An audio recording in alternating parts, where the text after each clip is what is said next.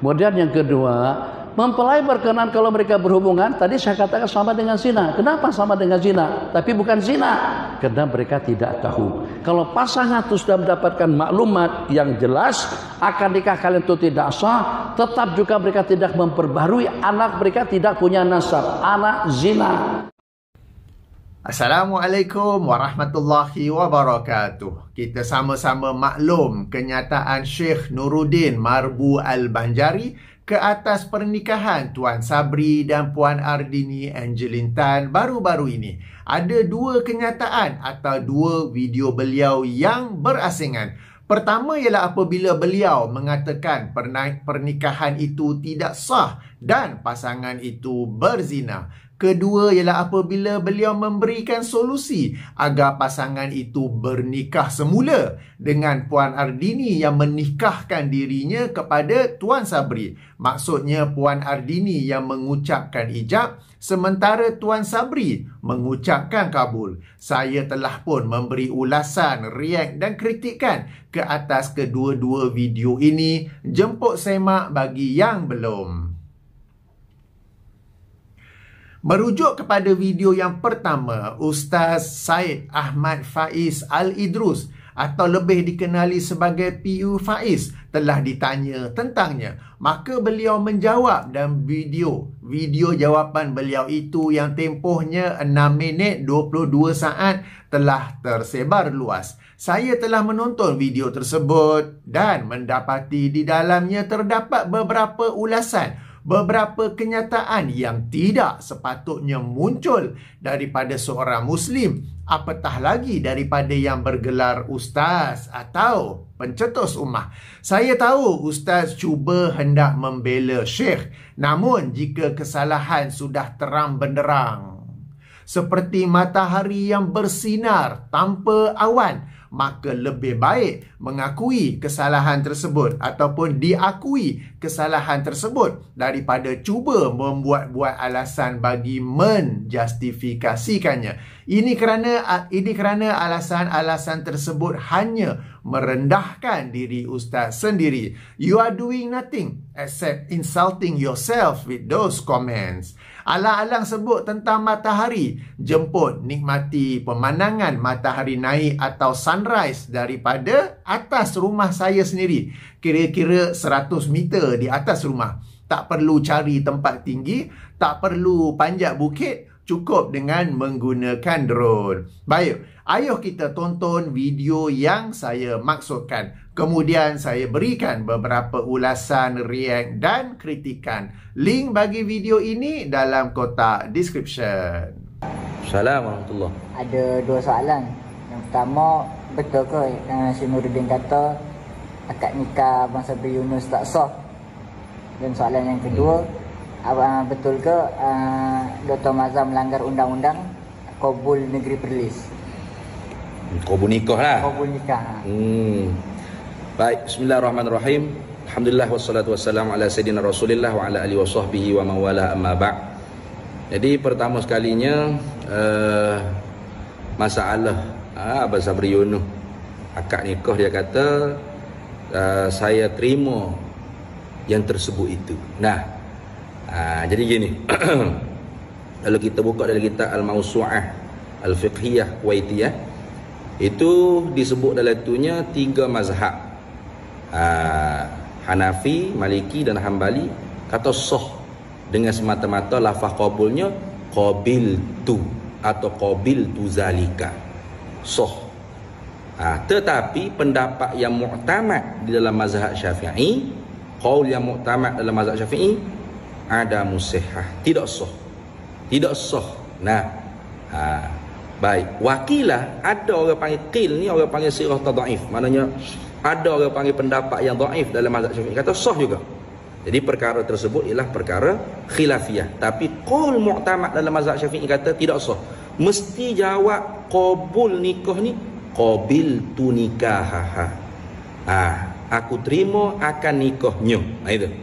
Itu qaul mu'tamad dalam mazhab Syafi'i. Nah, jadi mengenai sah ke tidak sah lafaz qabul daripada Abang Sabri Yunus tu, jadi gini, Abang Sabri Yunus ni orang awam. Ia tidak ada Sabri Yunus Asy-Syafi'i, Sabri Yunus Al-Maliki, Al-Hambali, Al-Hanafi, tak ada. Abang Sabri Yunus ni ialah seniman, dia orang awam. Tidak ada Asy-Syafi'i ilmu. Maka al-amiyu ataupun al-awam la mazhabalah, tidak ada mazhab baginya. Mazhab orang awam tu ialah mazhab muftinya. Jadi siapa yang berfatwa kepada dia dan dia ikut apa fatwa yang difatwa oleh mufti, itulah mazhab dia. Dah. Jadi oleh kerana tu sebenarnya memang kalau tanya kan, di atas qaul muktamad mazhab Syafi'i tidak sah. Tetapi di atas pendapat selain daripada qaul Syafi'i itu sudah sah. Tak ada masalah, selesai. Baik. Kenapa Syekh Nuruddin tu keluar benda ni? Apakah Syekh Nuruddin tidak tahu ke? Kalau tu khilafiyah, sebenarnya Syekh Nuruddin tahu. Tak kira saya yang tidak alim ni tahu. Syekh Nuruddin yang alim, faqih, tak tahu. Syekh Nuruddin tahu. Tapi sengaja Syekh Nuruddin nak jetik kawan-kawan kita yang digelar dengan Wahabiyah atau mereka dakwah mereka Salafiyah ni, yang selalu merekalah sautul haq, merekalah yang benar. Di dalam kitab Mausu'ah Fiqhiyah Kuwaitiyah disebut juga masalah tawassul bin Nabi ba'da wafatihi, tawassul dengan Nabi kemudian daripada wafatnya. Itu 4 mazhab mengatakan yajuz, harus. Mazhab Hanafi, Maliki, Syafi'i dan mutaakhir Hanabilah pun mengatakan harus. Ada mutaqaddim Hanabilah yang mengatakan makruh. Tidak disukai, dibenci. Tetapi benda tu khilafiyah. Tetapi oleh saudara kita, teman-teman kita daripada Salafiyah, Wahabiyah, syirik, haram, musyrik dan sebagainya. Tapi di saat isu ni berlaku, Syekh Nuruddin jetik sikit. Tengok ni kitab Mausu'ah Fiqhiyah Kuwaitiyah mengatakan khilaf saja. Jadi itu sebenarnya saya nampak Syekh Nuruddin ingin menjentik saja, bukan Syekh Nuruddin ingin menghukumkan nikah Abang Sabri Yunus itu tidak sah, tidak. Bahkan sudah sah. Kerana Abang Sabri Yunus itu ialah orang awam. Al-amiyu la madhabalah. Orang awam tidak ada mazhab baginya. Mazhab orang awam ialah muftinya. Kemudian adakah mufti Dr. Mazhar Sahibus Samahah melanggar peraturan qabul nikah negeri Perlis? Jawabnya ya. Cuba lihat di dalam apa dia panggil internet, peraturan-peraturan menjawab nikah di website Majlis Agama Islam Negeri Perlis. Itu mesti ada kalimah nikah. Aku terima nikahnya, saya menerima akan nikahnya. Perkataan nikah tu tetap ada. Jadi memang betul melanggar. Tetapi macam mana mufti kan? Jadi serahlah saja. Orang panggil perkara tersebut tu saja gurauan-gurauan manja. Jadi Abang Sabri Yunus jangan bimbang, jangan rasa bersedih hati, berduka cita. Nikah Abang Sabri Yunus tu sudah sah. Tapi polemik yang berlaku di kalangan Rijaluddin, kata agamawan ni, ialah sengaja bermain sentimen, gasak-menggasak, provok-memprovok, kerana saling orang panggil ada tikam menikam di antara dua belah pihak. Jadi oleh kerana itu, itulah saya melihat pendapat kenapa Syekh Nuruddin sengaja mengeluarkan atau mengutarakan isu ni.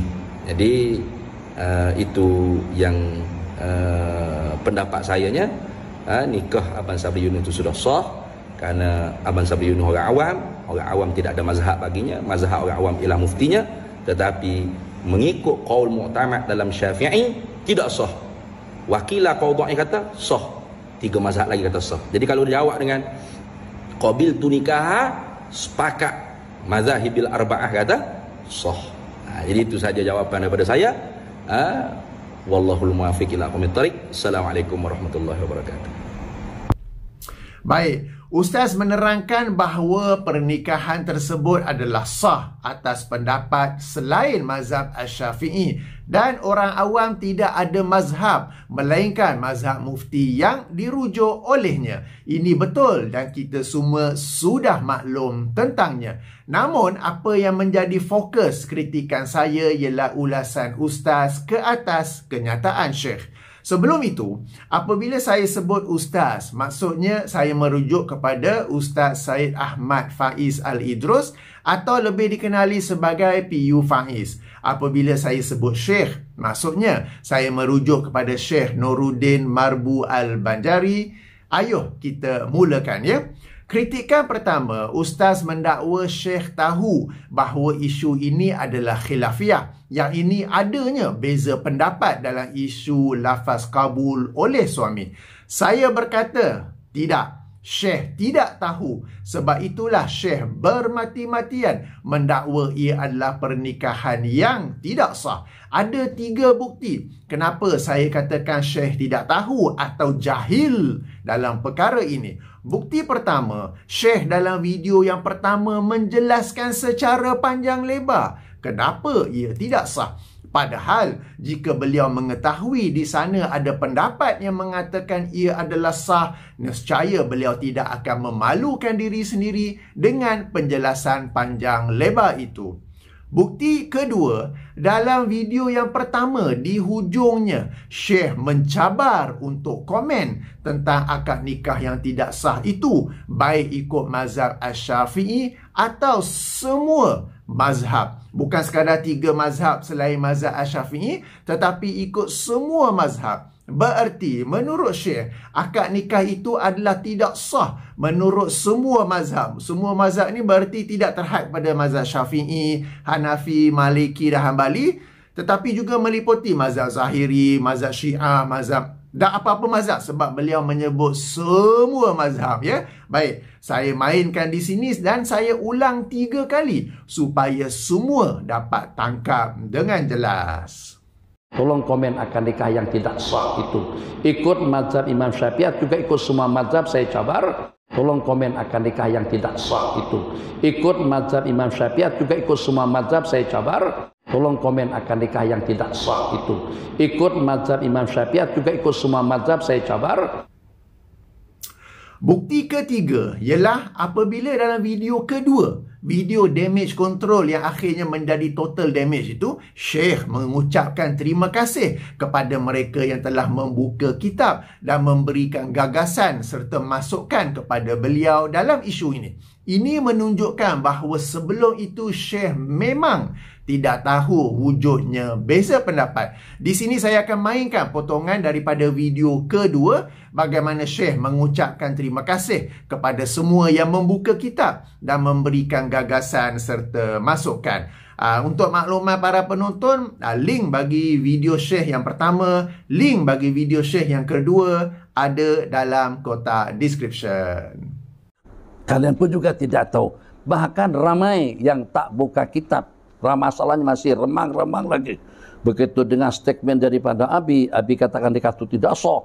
Oh, pakar buka kitab semuanya. Dan ucapkan terima kasih ala kuliah dengan gagasan-gagasan dan juga dengan masukan-masukan yang kalian berikan kepada Abi. Baik, kritikan kedua. Ustaz menyatakan bahawa Syekh adalah seorang yang alim dan faqih. Saya berkata apa yang jelas melalui 2 kenyataan atau 2 video daripada Syekh menunjukkan yang sebaliknya. Seorang yang alim lagi faqih bukan sahaja pandai membaca kitab dan mengetahui pendapat para ulama, tetapi juga bijak dalam menerapkan pendapat para ulama dalam situasi yang berbeza-beza. It is not enough to know what is in the books of the scholars, but also on how to apply it in varying conditions. Saya bagi contoh. Dalam sebuah hadis yang dikeluarkan oleh Imam Al-Bukhari dan Imam Muslim, sila rujuk Sahih Al-Bukhari, hadis nombor 1583 sehingga 1586, di mana secara ringkasnya Rasulullah SAW ditanya oleh Aisyah radhiyallahu anha tentang binaan Kaabah. Kenapa tidak dikembalikan kepada binaan yang asal? Kerana binaan yang ada pada ketika itu, dindingnya adalah sedikit ke dalam, maknanya adalah lebih kecil daripada binaan asal Nabi Ibrahim AS, dan pintunya pula telah ditinggikan. Rasulullah menjawab yang maksudnya, jika bukan kerana kaummu yang baru meninggalkan zaman jahiliah, yang ini baru memeluk Islam, sehingga aku bimbang hati mereka akan mengingkarinya, sudah tentu aku akan meruntuhkan Kaabah dan membinanya semula di atas tapak yang asal daripada binaan Nabi Ibrahim alaihissalam. Maksudnya, to take it down and to rebuild it on its original foundation. Dalam hadis ini, Rasulullah SAW mengetahui tentang binaan asal dan bahawa binaan yang ada pada ketika itu adalah salah, di mana ia adalah lebih kecil. Namun, baginda tidak melaksanakannya kerana mempertimbangkan keadaan penduduk Mekah yang ketika itu baru memeluk Islam. Sehingga, jika baginda merobohkan Kaabah dan membinanya semula di atas tapak yang asal, nescaya mereka akan mengingkarinya sehingga mungkin kembali ke agama jahiliah. Ini barulah dikatakan seorang yang alim lagi faqih. Demikian juga dalam kes pernikahan baru-baru ini. Adalah satu perkara apabila kaul muktamad mazhab Asy-Syafi'i mensyaratkan sebutan perkataan nikah dalam lafaz kabul oleh suami. Namun adalah satu perkara yang berasingan apabila ada pasangan yang sudah bernikah tanpa menyebut perkataan nikah. Jika belum bernikah, maka ditekankan untuk sebut perkataan nikah. Namun jika sudah bernikah, maka cuba dicari pendapat lain yang dapat memberikan penyelesaian. Dan di sana memang ada, yakni kaul para ulama mazhab lain yang membolehkan ucapan saya terima sahaja tanpa menyebut perkataan nikah. Tidak terus dihukum tidak sah dan dikatakan zina kerana dibimbangi ia memberi kesan negatif kepada salah seorang dari pengantin tersebut yang baru saja memeluk Islam. Bahkan, jika ada kes berbeza di mana tidak ada yang baru memeluk Islam, seorang yang alim lagi faqih tetap tidak akan terburu-buru menyatakan pernikahan mereka adalah tidak sah dan merupakan zina, kerana semua itu akan memberikan natijah yang buruk. Sebaliknya, perkara itu akan dirujuk kepada mufti atau hakim mahkamah syariah. Justru seorang yang alim dan faqih akan mampu membezakan antara apa yang tertulis dalam kitab dan bagaimana menerapkannya dalam kehidupan yang sebenar dalam kes yang berbeza-beza. Adapun sekadar pandai baca kitab, itu tidak menjanjikan martabat alim mahupun faqih. Kritikan ketiga, Ustaz menyatakan bahawa Syekh sengaja nak jentik kawan-kawan Wahabiyah atau Salafiyah dalam isu pernikahan ini. Saya berkata ini adalah satu kenyataan yang sangat tidak bertanggungjawab oleh Ustaz Syed Ahmad Faiz Al-Idrus. Apakah kerana hendak menjentik kawan-kawan Salafiyah dimangsakan orang yang tidak berkaitan dengan tuduhan zina? Apakah tuduhan zina adalah satu perkara kecil sehingga ia adalah seumpama main jentik-jentik? Ketahuilah bahawa Syekh bukan mengisyaratkan zina, bukan berkata ia boleh membawa kepada zina, bukan berkata ia membuka pintu kepada zina, bukan berkata ia mungkin zina, tetapi Syekh mengatakan ia adalah zina. Peranan perkataan adalah menunjukkan ia adalah satu kenyataan dan ia bukan sekadar mengisyaratkan. Baik, saya mainkan semula kata-kata Syekh daripada videonya yang pertama. Saya ulangi 3 kali. Saya ulangi 3 kali. Okey, kerana mungkin ustaz dan mereka yang masih hendak membela Syekh mengalami masalah pendengaran. Berarti Datuk Mufti tolong dibetulkan, kalau tidak sejak daripada malam mereka berhubungan itu adalah zina. Berarti Datuk Mufti tolong dibetulkan, kalau tidak sejak daripada malam mereka berhubungan itu adalah zina. Berarti Datuk Mufti tolong dibetulkan, kalau tidak sejak daripada malam mereka berhubungan itu adalah zina. Dalam video yang pertama, pada mulanya Syekh berkata adalah zina. Namun kemudian Syekh berkata sama dengan zina. Apakah maksud sama dengan zina?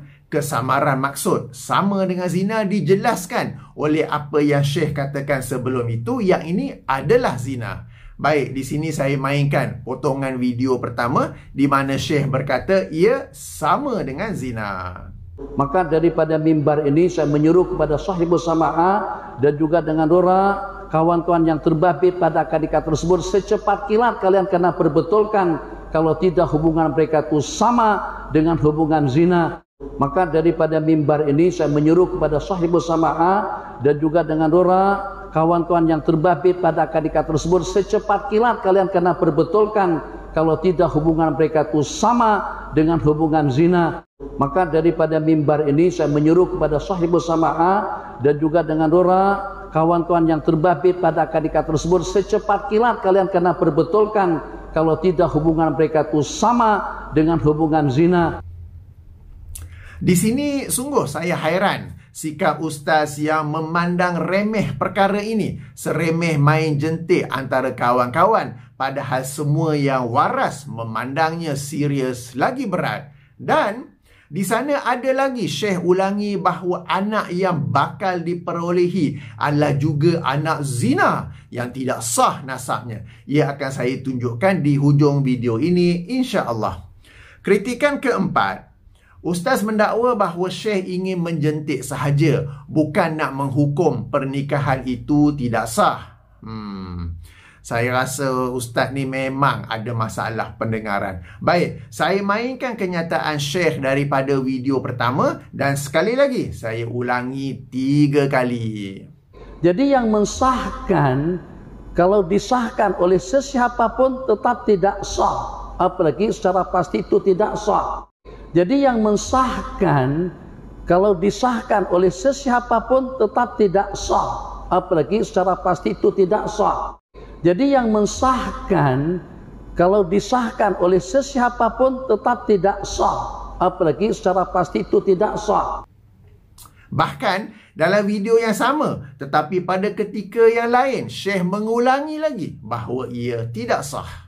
Kalau seandainya ada yang mengatakan sah, tetap saya katakan tidak sah. Kalau seandainya ada yang mengatakan sah, tetap saya katakan tidak sah. Kalau seandainya ada yang mengatakan sah, tetap saya katakan tidak sah. Kemudian, sebagaimana di awal video ini, saya juga telah mainkan potongan video di mana Syekh mencabar untuk komen tentang akad nikah yang tidak sah itu, baik ikut mazhab Asy-Syafi'i atau semua mazhab. Berarti Syekh menganggap akad nikah itu adalah tidak sah mengikut semua mazhab. Ustaz, nak backup member sealiran itu berpada-padalah. Janganlah sampai menunjukkan diri sendiri. Kritikan kelima, ustaz mendakwa bahawa dalam isu ijab kabul ini boleh pula kami para pencinta sunnah merujuk kepada kitab Al-Mawsu'ah Al-Fiqhiyah dan mengesahkannya atas alasan ia isu khilafiyah. Namun dalam kitab yang sama, semua 4 mazhab mengharuskan bertawasul kepada Rasulullah sallallahu alaihi wasallam selepas kewafatan baginda. Maka kenapa dalam isu tawasul tidak rujuk kitab yang sama, malah dihukum pula sebagai syirik, haram dan musyrik? Saya berkata, sejujurnya apabila mendengar ustaz berhujah sedemikian, agak lama saya termenung ya. Kenapa boleh berhujah seperti itu? Kenapalah level ustaz ni adalah seperti itu? Ustaz, dalam isu lafaz ijab dan kabul, tidak ada hadis yang menerangkan bagaimanakah sepatutnya lafaz ijab dan bagaimanakah sepatutnya lafaz kabul. Cuba para penonton yang dirahmati Allah sekalian perhatikan, sekian ramai ustaz yang membicarakan isu ini, tidak seorang pun yang memberikan hadis sebagai dalil untuk berkata sah atau tidak sah. Hadis dhaif pun tidak ada. Disebabkan tidak ada dalil Al-Quran mahupun As-Sunnah, maka ia adalah berdasarkan uruf. Yang ini, apa jua lafaz akad yang menunjukkan terikatnya pernikahan, maka ia adalah sah. Dan lafaz itu boleh dalam bahasa Melayu, bahasa Indonesia, bahasa Thailand, bagi umat Islam di Afrika dalam bahasa mereka sendiri, bagi umat Islam di Amerika, Australia, Eropah dalam bahasa Inggris atau bahasa Jerman, bahasa Perancis. dalam bahasa masing-masing asalkan ia difahami sebagai menunjukkan terikatnya pernikahan, maka ia adalah sah. Maka dalam hal ini kami merujuk kepada pendapat para ulama tentang lafaz yang dibolehkan untuk dianggap sah. Dan di antara para ulama ada yang berpendapat cukup untuk suami mengucapkan lafaz qabul sebagai aku terima atau aku redha. Adapun bertawasul, ia duduk dalam bab doa, di mana doa adalah satu ibadah yang ditujukan direct, terus dan langsung kepada Allah. Dan doa adalah ibadah yang memiliki banyak dalil daripada Al-Quran dan As-Sunnah, yang semuanya menerangkan bahawa ia hendaklah ditujukan direct kepada Allah Subhanahu Wa Taala. Dalil-dalil itu telah saya terangkan dalam video berasingan, link dalam kotak description.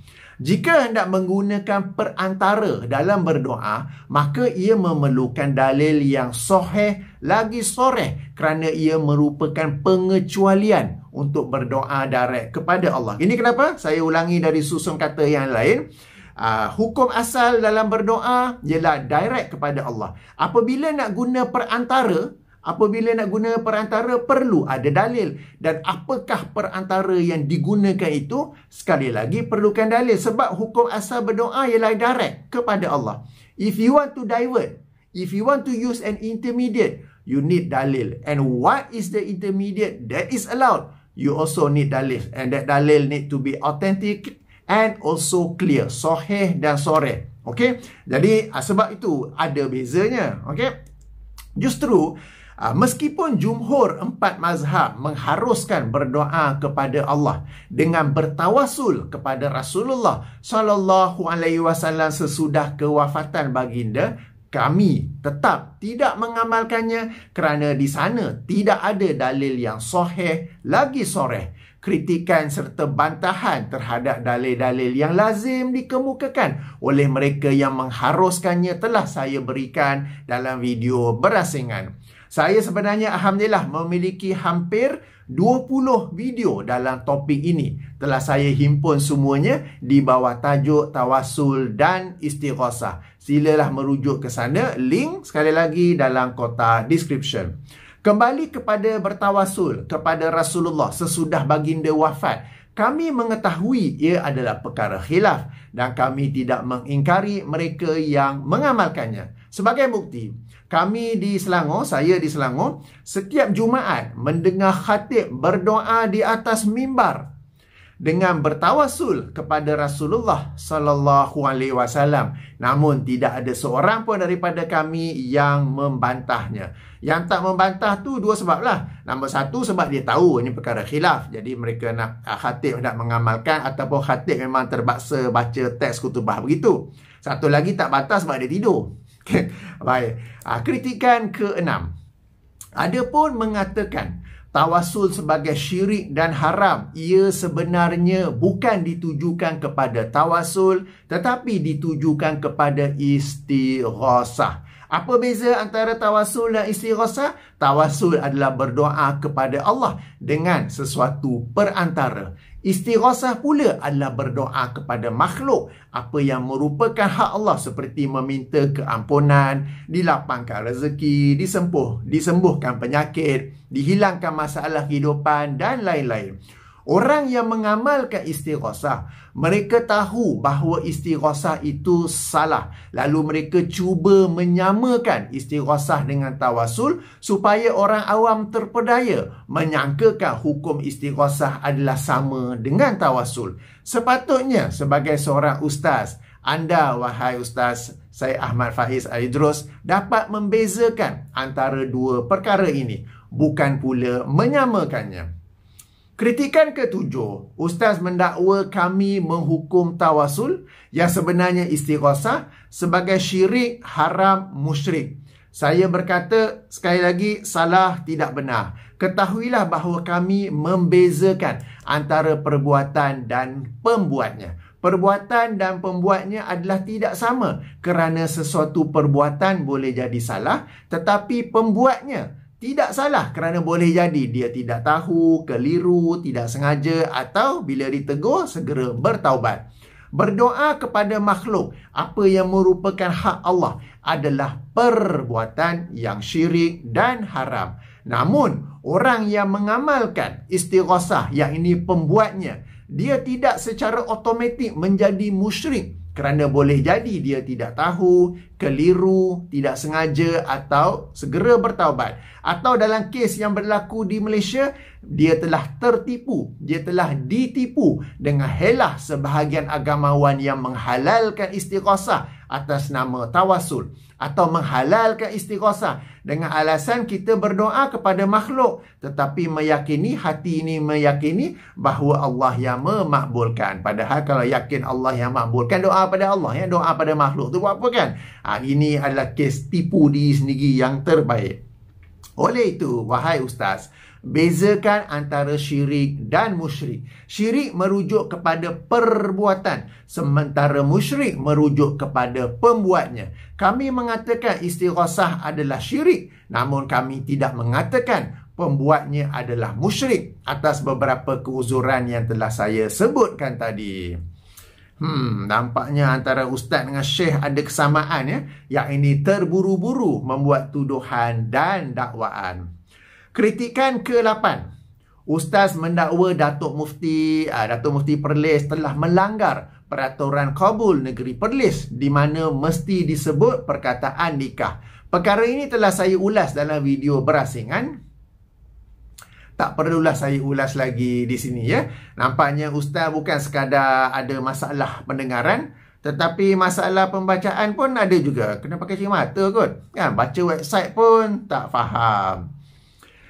Kritikan ke-9. Ustaz menutupi videonya itu ataupun penjelasannya itu dengan beberapa kenyataan yang saya bacakan semula. Saja gurauan manja. Polemik antara agamawan. Sengaja bermain sentimen. Gasak-menggasak. Provok-memprovok. Tikam-menikam. Baik.